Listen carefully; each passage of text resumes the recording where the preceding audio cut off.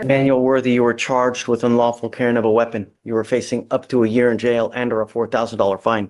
We were going to do probable cause. Manuel Worthy thought this was just a traffic stop, but that third brake lightened a little. We just turned it into a weapons charge. Wanted to you, sir. Yes, Judge. On January 8, 2025, the officer responded to a DPS agent who stated he was following the defendant's vehicle and needed assistance on a traffic stop after the DPS agent was conducting surveillance on an unrelated case. The DPS agent provided a description of the defendant's vehicle, and the officer observed the defendant's vehicle failing to a signal lane change, along with the vehicle's third brake light being out. A traffic stop was conducted, and the officer made contact with the defendant. The officer observed a strong odor of marijuana, and the defendant was asked to step out of the vehicle, and the defendant stated there was nothing illegal inside the vehicle. The officer located a cigar filled with a green leafy substance known to be marijuana based on training experience with a weight of 0.09 grams or 0.032 ounces. A PC search of the vehicle was conducted, and the officer located an unholstered black handgun inside a backpack in the back seat. If I may, Your Honor, briefly. Sure. Bit unusual. I think the DPS officer, he needs help with the traffic stop. He doesn't state. And here's where it gets messy. The defense is pointing out that the original DPS officer never actually listed a traffic violation. Instead, he simply called for backup. And the responding officer claimed he saw issues like the missing brake light and failure to signal. That's a huge distinction. Why? Because probable cause has to come from a legitimate observation of a violation, not just a vague request for help. If the defense can prove that the signal was used properly and that Texas law only requires 2 brake lights, then this entire weapons charge could crumble before it even starts. What do you think? Is this a legit stop or an overreach? Any traffic violations or any reason. He does, though. Sure he does. The DPS officer that dispatches says, hey, I'm doing surveillance on this case, on another case. I need help with a traffic stop. He doesn't tell him any traffic violations at all. And that is true, Your Honor. The officer said he needed assistance, and the officer that was called for assistance is the one who observed the vehicle failed to signal. So the person that came. The person that came in response to the DPS agent calling in assistance. We just don't know. Right? Isn't that, he's investigating someone else? Yeah, but I don't understand why he's telling another officer to pull this guy over. He doesn't give him a reason to do so. And we have videos available on this, and I've watched them. Even so, the officer that pulls him over still sees violations, though, right? If he had not seen violations, I may have an issue. Right. But nevertheless, he still sees issues. I mean, I understand that, Judge. My issue, and this may not be a thing for PC, I've watched the videos. There's no failure to signal a lane change, and you only need 2 brake lights in Texas. I don't know what this third brake light thing is. We can have a suppression hearing later on it. I just want to bring it to the court's attention at the PC determination.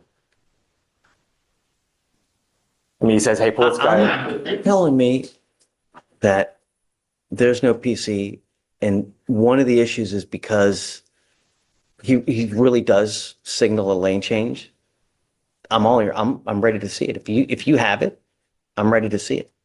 You know, I mean, there's no sense in delaying the inevitable. If there's no probable cause, there's no probable cause. I mean, let's tee it up. I mean, it's only 10 o'clock, right? So Give us a moment. of course, Yes. absolutely. But understand, let me finish PC with everyone. Give Alex a moment to also look so he can be prepared. Gotcha. We'll come back. We'll take a look. In the meantime, show me the provision that says you only need 2 red lights as well. Now, here's the deep legal wrinkle, the infamous third brake light. The defense argues, Texas law only requires 2 functioning brake lights, but the prosecution counters with federal safety codes that mandate a third high-mounted brake light on sedans like the defendant's. If that light was out, technically, it's a violation. But not all vehicles are required to have one, so the entire case might come down to whether this specific car fits the definition under federal law. Imagine losing your freedom for a year because of a light bulb. That's how fine the legal line is in this case. Okay. Show me the money, and then we'll do it. Yeah, Judge. Happy, Thank you. You know, All right, cool. take a seat for me in the jury box. You're on probation. You've now no. Well, he was last time. Did they file a motion or no? They filed a motion. He was taken in last time. Well, let's do probable cause, and then we'll do it. Okay, thanks, Judge. So tell me. A review of the body cam, we did see the failed signal. In addition, we did see the high mounted brake light out, which is a third brake light. And under the Texas Code, Section 547.3215, the federal vehicle equipment safety standards are adopted. And Federal Regulation 49 CFR 571.108 requires a high-mounted rear brake light. And because that was out, that is But the, not all cars have that. what, Well, So are you telling me now every single car has to have that third mounted brake light? it requires any multi-purpose passenger vehicle, which in this case it was a sedan. So in this case, it is a passenger vehicle. So it has to have, and you can see on the body cam, Your Honor, you can see the high-mounted brake light. That's not a truck, no sedan. Well, and I would point out, sure, it requires the vehicle to have. No. But did you really see that there's no turn signal? there's no turn signal, and I would like to see that. yeah, we can see that it's Can you show him what you saw, please? healthy, yeah, because you can pull the video faster than I can. We have the video ready. Oh, okay. Timestamped at 0.08. It's signal. You can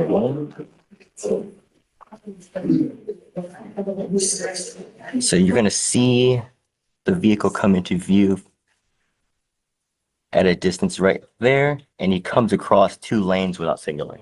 Bro, you can, Come on, Will, you we can. can show the judge that. yeah, 'cause we you can't, we you can can't step in the see back and you can see it. Now watch closely, because this is where the defense and prosecution start clashing over the body cam video. The state insists the defendant cut across lanes without signaling, but the defense, they're practically daring the judge to watch the footage frame by frame. The judge even admits he can't clearly see what the state is describing, and that's a problem. If the video doesn't clearly show a violation, the entire probable cause argument could collapse.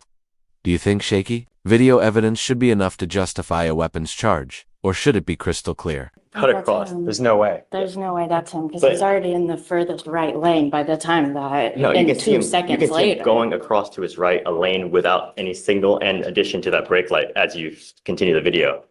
Would you like to see, Judge? Sure. Let me see.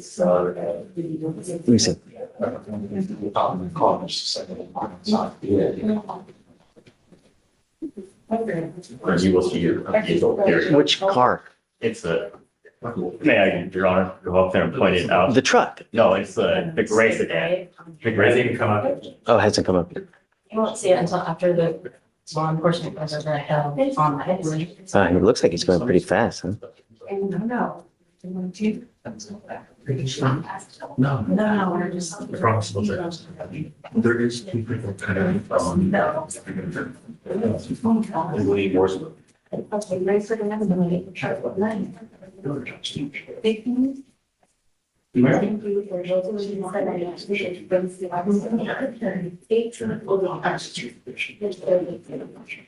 So when you go, the law is such that you're always supposed to signal, right? And I mean, even if you're going in that turn, Well, were the lights on at that point or no? yes, the lights were on as soon as he gets up to the back of my client's vehicle before he makes that turn, Vegas shape lights. And the state is saying that there was an unsignaled lane change fire. How do you know the lights are on? Pardon? How do you know? Because the sound kicks on, you can hear it. Yeah, and he's correct that after, but before that, there's an unsignaled lane change as. I was hoping to see an unsignaled lane change before they even pulled them. There is, Your Honor, it just, Show me that. He said it was a freeway. well, freeway, Your Honor. And- Show me. I didn't see it. Yeah, well, if I could, I can point out his vehicle. Yeah. Show me, because that's what I was looking for and I didn't see it. Sure, if I may step around, so I can. Go, please. Come on. Don't be shy.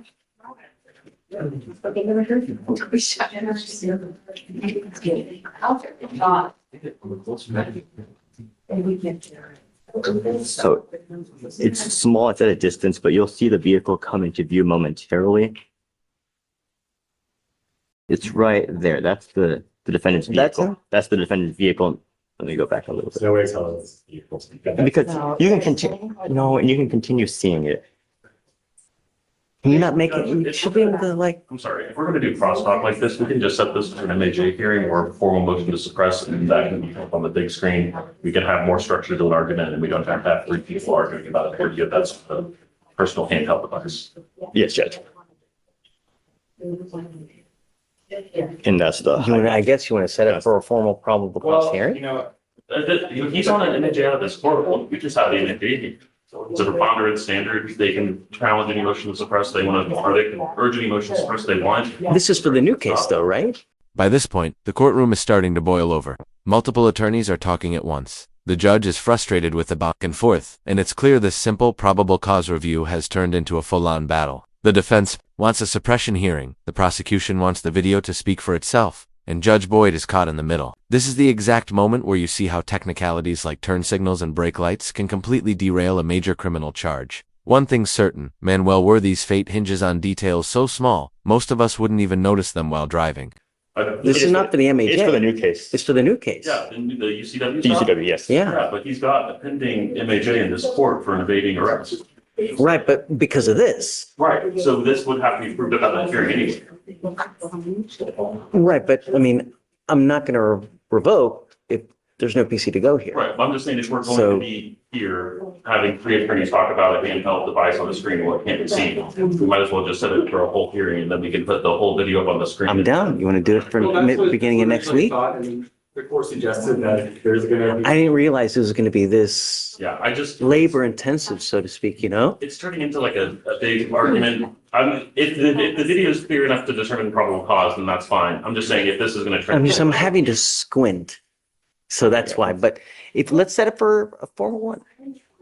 Next week, whatever you want. No? I mean, whatever the court wants. It doesn't matter to I mean, me. but on I would like to do it now if we can, I'm willing, but I mean, it's the first 8 seconds of it. He said it's The car is so far on, there's no way. The state's gonna point out a minuscule car, you can hundreds of yards away, you can't see what lane it's even in. It's the same. Just isn't There, and then the officer continues going in that direction. It's the same vehicle.